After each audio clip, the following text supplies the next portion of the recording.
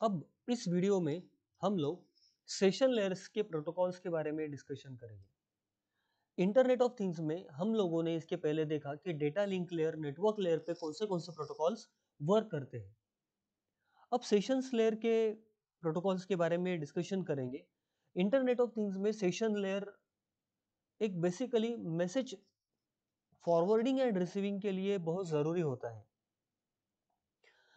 ये session layer के protocols message passing के लिए जो ज़रूरी स्टैंडर्ड्स है और प्रोटोकॉल्स है उसके लिए काम करता है।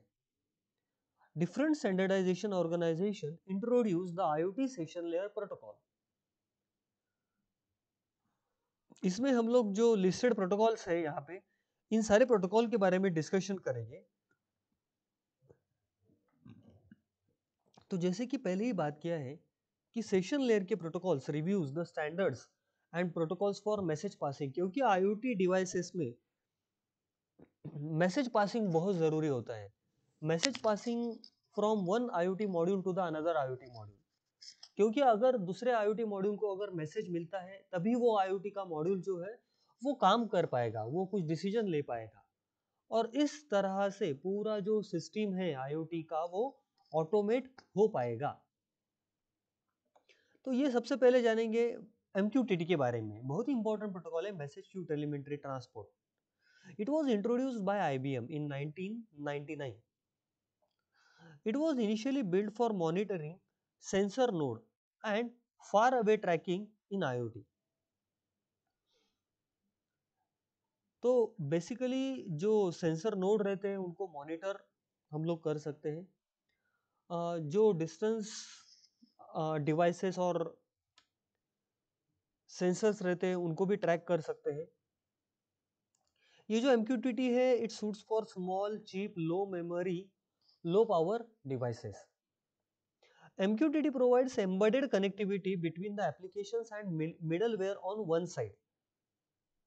तो मतलब जो अपर लेयर रहता है एप्लीकेशंस वाला, मिडलवेयर रहता है, and on another side networks and communicators का जो लेयर्स रहता है, तो ये बेसिकली कनेक्टिविटी प्रोवाइड करता है। MQTT protocol is based on publish subscribe architecture. Publish subscribe architecture से डेटा सेंड एंड रिसीव किस फॉर्मेट में होता है उसका पूरा रिप्रेजेंटेशन इस आर्किटेक्चर में अवेलेबल है। इसमें 3 कंपोनेंट्स होते हैं, पब्लिशर, सब्सक्राइबर एंड ब्रोकर। तो आप यहाँ पे देख सकते हो कि पब्लिशर जो रहता है वो डेटा पब्लिश करता है, वो ब्रोकर को प्रोवाइड करता है। ब्रोकर वो पूरा डेटा एक क्यूब के फॉर्म में अरेंज करता है और फिर वो डेटा सब्सक्राइबर को प्रोवाइड करता है।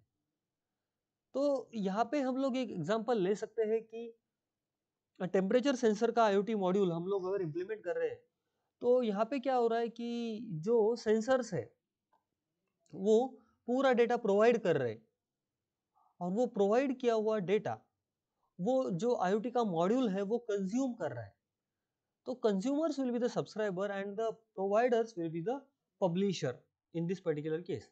और वो डेटा जाता है IoT डिवाइसेस के थ्रू, मतलब आर्डिनो के थ्रू जाता है सॉफ्टवेयर को, सॉफ्टवेयर में वो डिस्प्ले होता है। तो ये बेसिकली ब्रोकर का काम यहाँ पे करता है।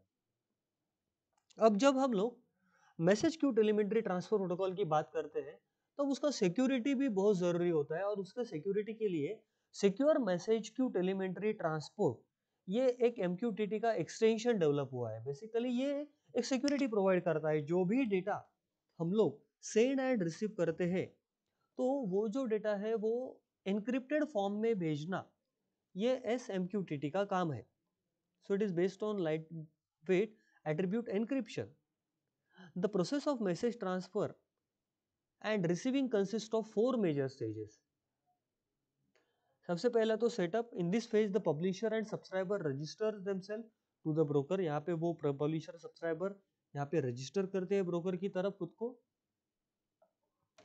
When the data is published to the broker, it is encrypted at this particular end. क्योंकि यहाँ पे एक इशू ये है कि सिक्योरिटी ऑफ IoT डिवाइसेस, क्योंकि जो इंट्रूडर्स रहते हैं, जो हैकर्स रहते हैं, वो डेटा को अलग अलग मेथड से, अलग अलग शॉर्टकट से वो डेटा को स्टील करते हैं, वो डेटा की चोरी करते हैं।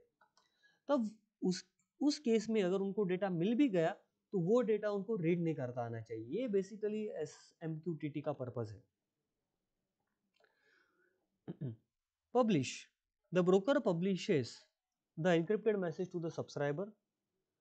Now, जब ये डेटा सब्सक्राइबर को यहाँ पे मिलता है, तो सब्सक्राइबर को डेटा मिलने के बाद वो जो रिसीव्ड मैसेज रहता है वो डिक्रिप्ट करके वो डेटा रीड करते हैं। उनके पास एक की रहता है, मास्टर की रहता है, उसकी वजह से डिक्रिप्शन पॉसिबल रहता है, right.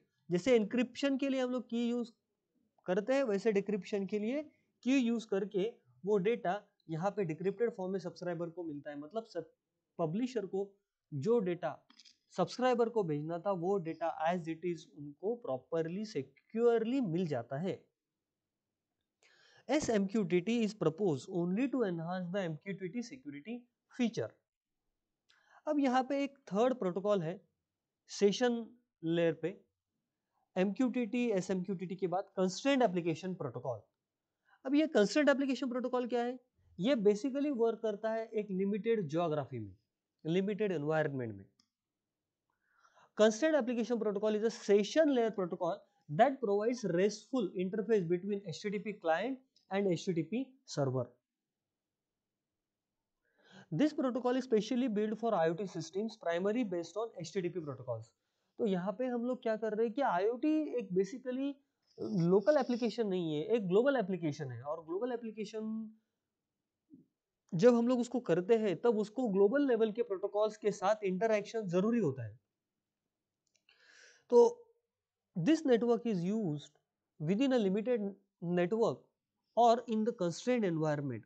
The whole architecture of COAP consists of COAP client, server, REST COAP proxy. तो यहाँ पे आप लोग देख सकते हो कि COAP environment, यहाँ पे देखो COAP के clients है, ये सर्वर है, यहाँ पे एक प्रॉक्सी है।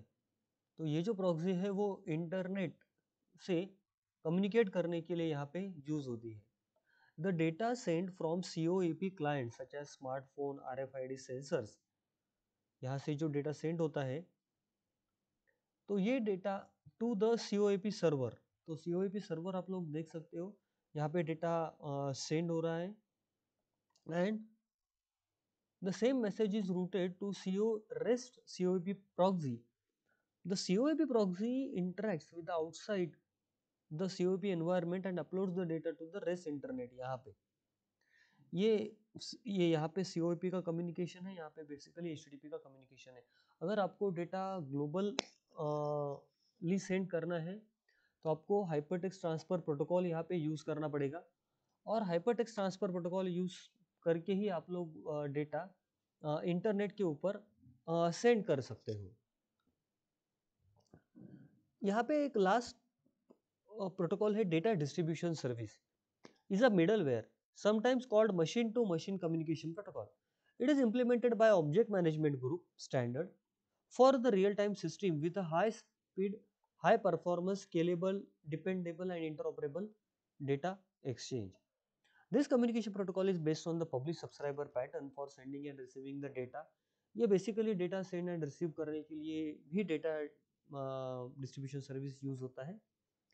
Events, commands among the nodes, अलग अलग IoT की एप्लीकेशन में नोड्स रहते हैं, कंप्यूटर भी रह सकता है, स्मार्टफोन भी रह सकता है, सेंसर्स भी रह सकते हैं अलग अलग, lots of devices are there.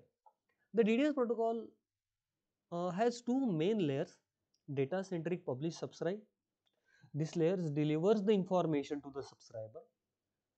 Data local reconstruction layer.